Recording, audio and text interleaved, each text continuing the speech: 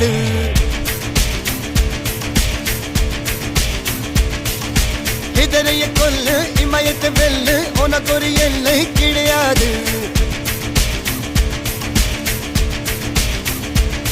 யாரோ யாரிவனோ ஒரு நீரோ தீயோ யார் அறிவார். ஆளும் வேறிவனோ அதை அசைத்து பார்க்க யார் வருவார்.